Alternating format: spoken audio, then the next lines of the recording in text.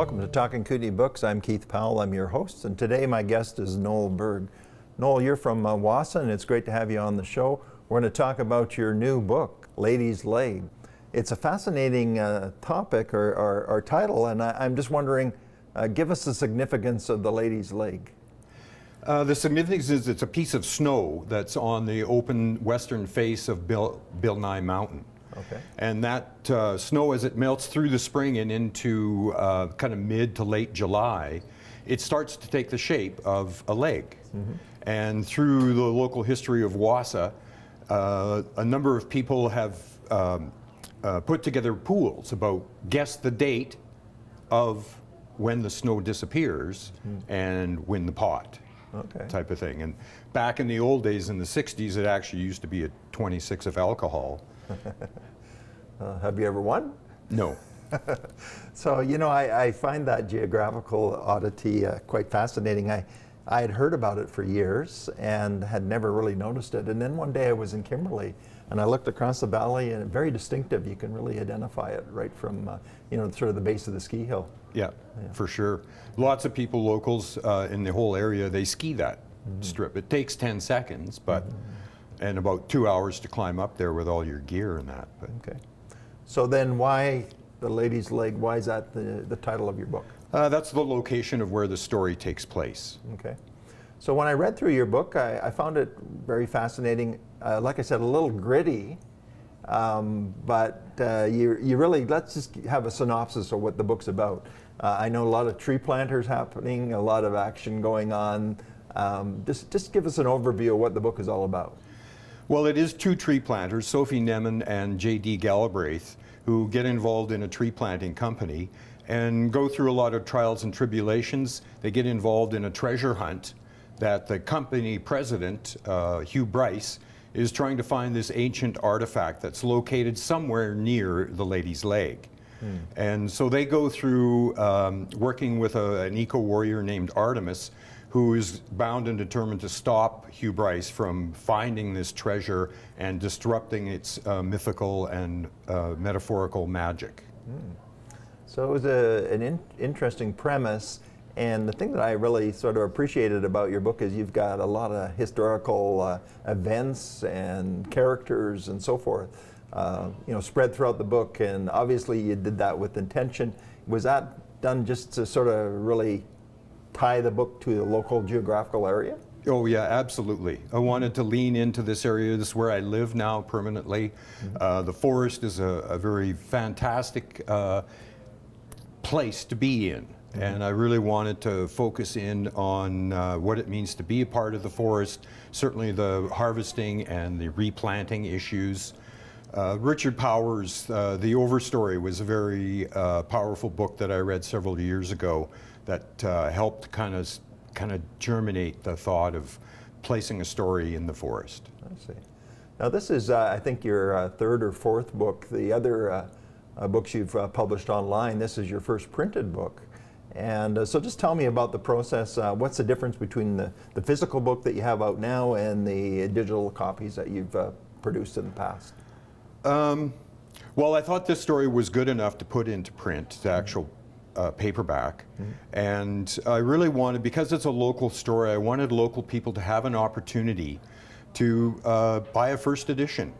And so with each numbered book, like a print, an art print, out of 1 out of 100 to 100 out of 100. I wanted to give the local community a chance to own a first edition.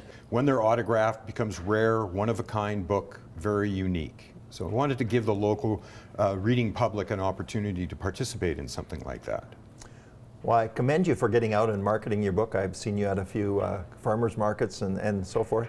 I've done that with my own books. I know what it's like. It's always interesting to meet the audience that you're writing for. Yes. What's been the reaction to that sort of personalized approach that you're taking? Well, definitely people are interested in meeting an author, and certainly people are interested in finding more about the nature of the title and what the story is, kind of thing. So it's been well received so far. As you mentioned, it is gritty. It does have mature themes, strong language, and some violence. But I write about what the world is from an adult point of view. And for me, it's good and evil and beautiful and ugly and everything in between. And I've tried to capture that within the nature of the story. Yeah. So Nowell, tell me a little bit about your writing process. I know that you've had some background in movie script writing and so forth. Did that influence the approach when it came to writing this novel? Oh, it certainly did. I come from a structuralist background in writing movie scripts, 3 acts, inciting incident, midpoint, end of Act 2, end of Act 3 is the climax of the story. So Lady's Leg is very much structured like that. It's also very visual in the way that you read it. Right. One of the feedbacks that I got early on was that it does unfold very much like a movie. So do you anticipate that it'll ever be turned into a movie? I certainly hope so, because I'm going to be pitching Netflix, Amazon, Hulu, Disney. Well, I appreciate your ambition. I hope it goes well on that end of it. But let's talk again just a little bit more about the writing process. When you sit down and write, do you write every day? Do you write on a continuing basis, or do you look at it as a project, and when you finish that project, you're done? How do you approach that? Well, I write every day, but when I get into the story, I spend a lot of time writing backstory for each of the characters. So I probably wrote 300 to 400 pages on all of the major characters, about who their parents were, who their grandparents were, where they came from, what were some of the important elements that shaped their character, that feeds into the theme of the particular book. So I spent a lot of time doing that. That was one whole winter. In fact, the first winter of the pandemic. Then the second winter, I got into actually starting to do what writers call the vomit draft. And that's just getting everything out as fast and as quick as possible. And that draft took me about 60 days to get that 300 to 400 pages. And then it was another year and a half and a bit to do all the rewrites. And that was a very exciting process. It really, really came together in the rewriting. Well, I've heard writers say that the rewrite process is where the book really comes to life. Did you find that? Oh, absolutely. Certainly with fiction. It does, because it's just, you get further and deeper into the characters and deeper into the story, so that when you're flying along on the keyboard, new things will just come up. And I'm very organic that way and allow that to start to feed the story. And in fact, the character of Sophie Nemen was very much a minor character in the beginning of the draft, and she, through her own force of nature, forced my writing into elevating her to more of a co-protagonist in the story. That's an interesting process, because I've experienced that myself, is that somebody that you didn't even think was going to play a significant part of the story all of a sudden becomes quite prominent, like you mentioned. So yeah. So that's interesting. I'm just wondering, what's your personal connection to the story? What motivated you to write the book that you wrote? The germ of this story started back in 08-09 after the economic crash, the big economic downturn. And it started out more as a look at greed. The main theme is arrogance, and the arrogance of humans in terms of how we deal with one another, how we deal with the natural environment. And in the forest, it deals with how we over-harvest the forest and how we exploit natural resources.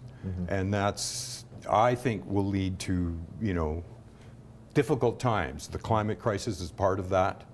The international struggles, the global community, all of those types of things. So the theme of your book seems to be very contemporary. It seems like you're tapping into a lot of sort of angst that people have in the world today. Was that on purpose, or was that just part of the way the story came together? A little bit of both, but more from purposeful planning in terms of how I wanted the story to hang together from beginning to end. Okay, good. You and I first met when we were both working professionally, and you did some freelance writing for one of our business publications at the time. And how does the writing of a novel differ from, say, your business writing that you used to do for us? Oh, it's like night and day as far as I'm concerned. The business writing is pretty straightforward. It's more formal and that way. But creative writing is, you've got to put all of that stuff aside and stay focused on the characters and going deep into their motivation, right? So it's really important for me to make sure the logic of the story really fits and that there's not a lot of holes in it. Right. You know, there was one scene pretty early in the book that I think you were attending a Chamber of Commerce meeting, and you know what? I was thinking when I was reading it, I could imagine you and I sitting at that chamber table. Yeah. So it seemed like it was very realistic. So obviously you were drawing from your own personal experience to put into the book. Yes, I had 30 years in the corporate world in Calgary, right? So I've seen it all. I've met all kinds of men and women, all from A to Z type of thing. So all of that invests itself in one form or another. So you're living in Wausau. How did you end up in Wausau? What's your connection to that community? Oh, it's long and deep, my roots in this community. My parents bought the property at Wausau in 1949. Okay. So when I grew up, I was here all summer, holidays, weekends.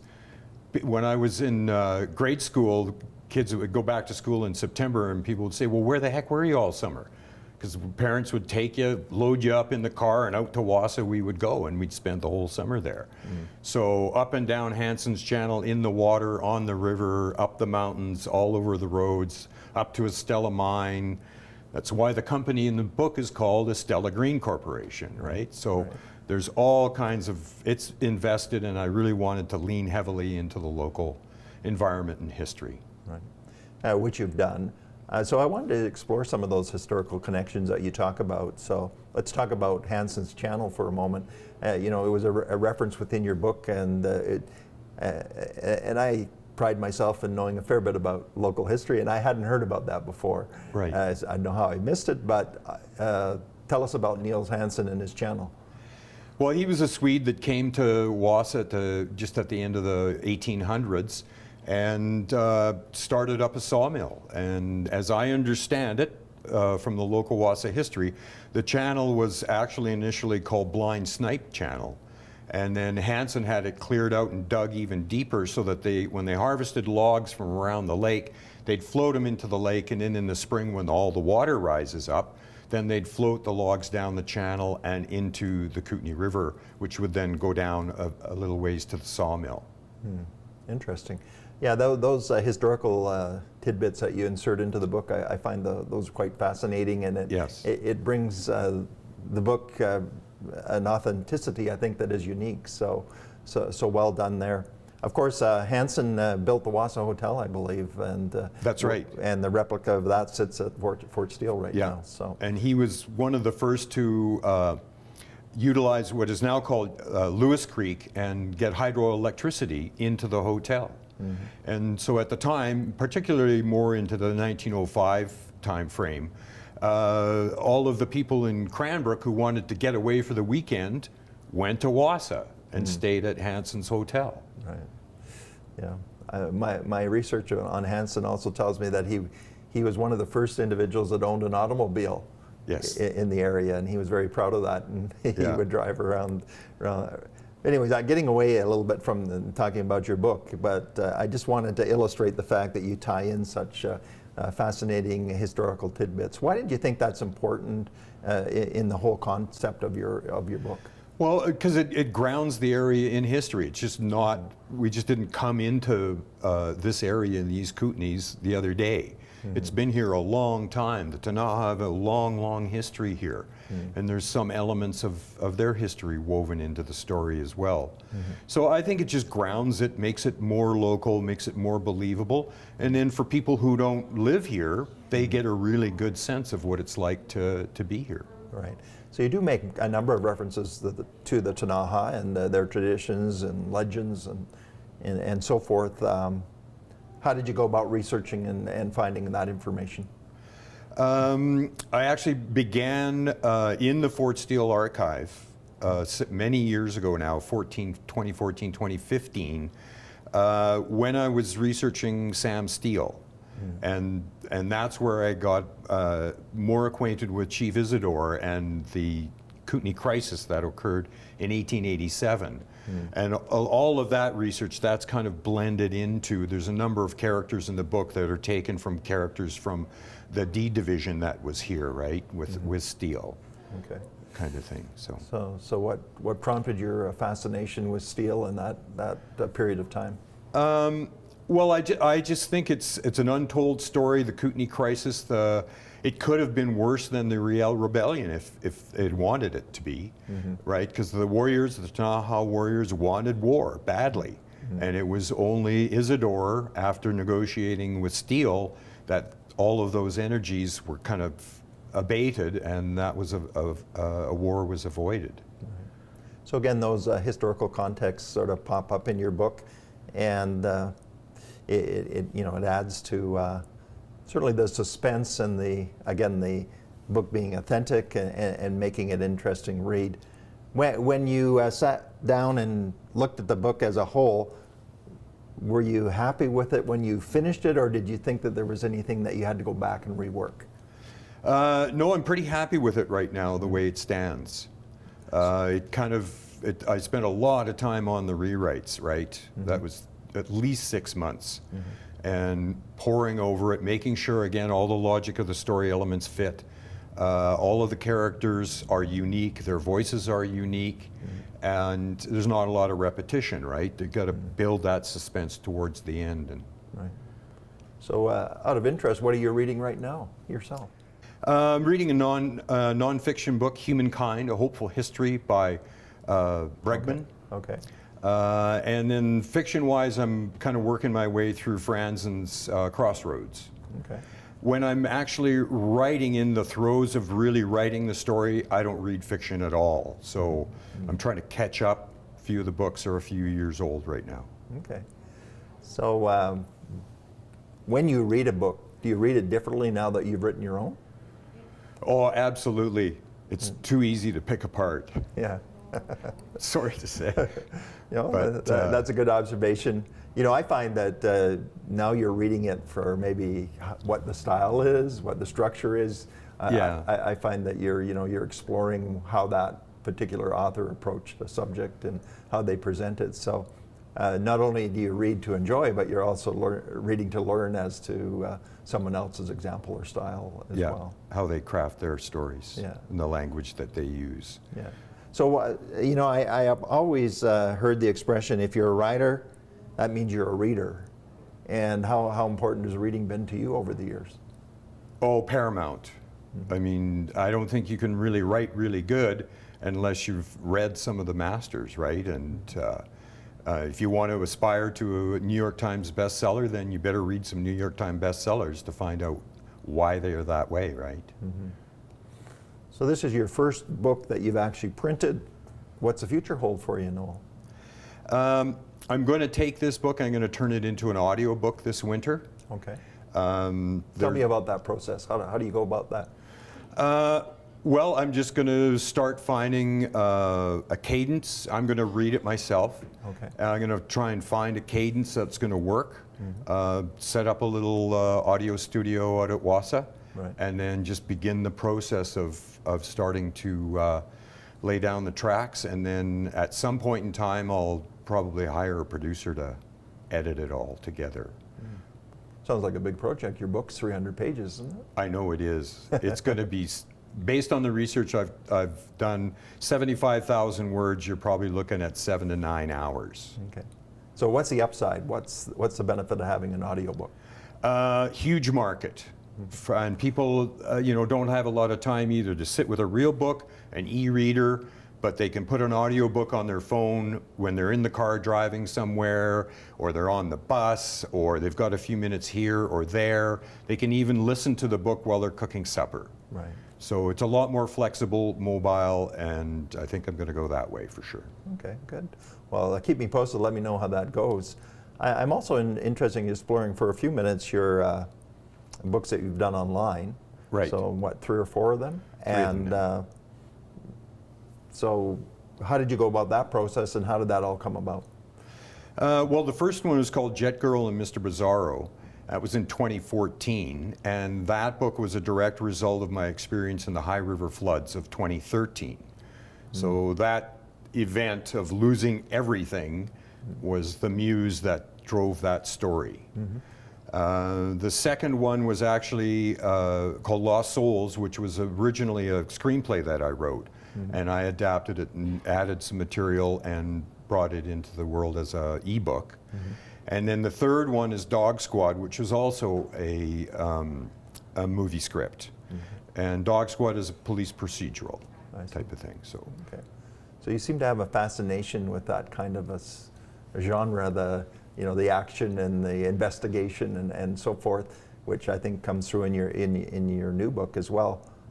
Why the fascination with those topics? It's just the way I write, I guess, and I've always, I like stories that move along, that take people on a journey, and but I think coming up, the next one might be a little bit more cerebral, and try a different style.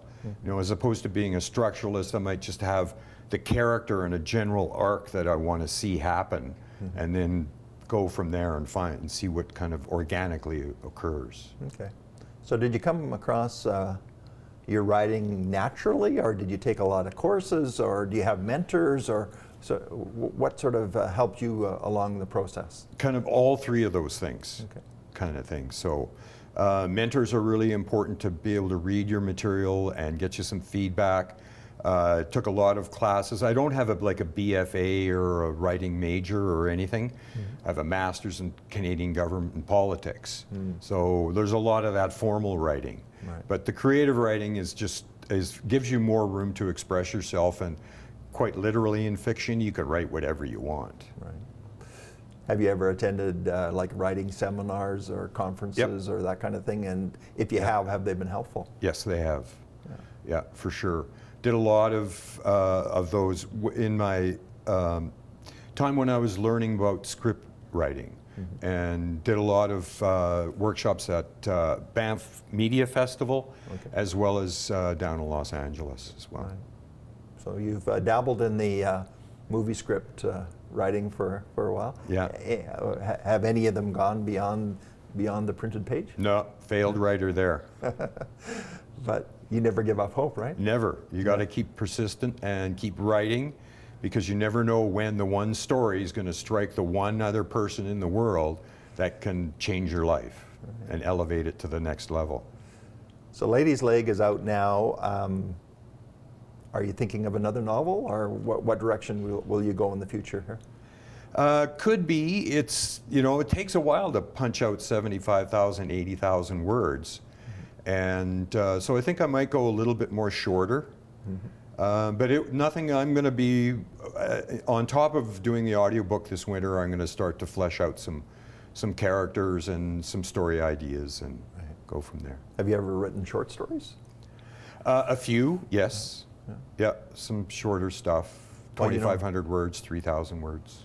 I write a short story every year for CBC's competition. Right. And I'm thinking of putting out a book called something along the line of Stories That Didn't Make It. Yeah, which would be everybody. So, you could garner a lot of those. Because I know half a dozen people in the Kimberley-Cranbrook area that also submit to CBC on a regular basis. Right. So I want to explore that comment. Do you associate with a lot of other writers? Do you get ideas? Do you exchange scripts? Do you have a writing community, I guess is what I'm asking. Yeah, before the pandemic, there was the writers group at Center 64 in Kimberley that got together on a weekly basis, so like to work with them. Recently did a piece, and during the Arts Festival, they had a spoken word evening and did a piece for that. So, but they're just starting now, post-pandemic, to start to get that going again. There was some online stuff, but I don't find that as engaging as sitting here talking to people and getting their comments and feedback. Right, right. I was recently at a market in Kimberley, and somebody came by, and he was a writer from Ontario, I think. And the first question he asked me is there a writers group in Kimberley? He wanted to sort of connect and whatever. So, obviously other authors are looking for that same Right. kind of connection, right? Yeah. Yeah. So I just want to go back and just talk a little bit about your book and the visual appeal to it. I thought the book was well designed and well put together. Can you talk a little bit about that process? How much did you have to do with that personally, and how did that all go together? Well, I hired Nicola Lytle out of Nelson to do the cover, the front, the spine, and the back cover. Mm-hmm. And so we tossed around some ideas, but she came up with the idea for the symbols that are on the front cover and that. And then Rocky Mountain Printers did the printing and the binding and the layout. Mm-hmm. So we talked a little bit about that. They gave me, different PDF drafts, and I provided feedback, and boom, there we came up to the conclusion in the end. Right. So that's one thing about self-publishing, is that it's really a hands-on experience, isn't it? It sure is. Yeah. And I think it's important at times for people to do that so that they can get a sense of what the process is like. And it also gives you a sense of what you can ask for and what may be outside the budget or, incapable of producing something. Used to be a point where in time when you wrote a book and then you let someone else do all the marketing. Yes. Have you noticed you have to do a lot of it yourself? Absolutely. And a lot of publishers, like I've been rejected by 6 publishers so far on Lady's Leg. You say that with pride. Oh, of course. And a lot of them, they're still expecting you to do a lot of the marketing, right? A lot of them want to know what your social media profile is. Right. And are you active there? Are you out selling, promoting, right, and that kind of thing? So yeah, it becomes, even though the publisher might, through distribution have better channels that way for sure, mm-hmm, but you still have to come and do interviews and, mm-hmm, send press releases to radio and all this kind of stuff. So let's just talk as we wrap this up, Nowell. What's been the reaction to your book? It's actually been pretty well mostly positive. Mm-hmm. The negative comments deal with a strong language. Mm-hmm. There's a number of people find that that's a little hurdle that may be hard for them to overcome. Mm-hmm. A number of people really like the contrast between the elegant poetry of some of the writing with the crass hardness of the reality of the world and the characters that's going on there. So it's juxtaposed that way. Mm-hmm. And other people are amazed at following the story. And I even heard of a 93-year-old grandmother who stayed up till 3 o'clock in the morning 2 nights in a row to finish the book because she had to find out how it ended. Well, when you're 93, I guess you want to make sure you know the ending, right? Yeah, exactly.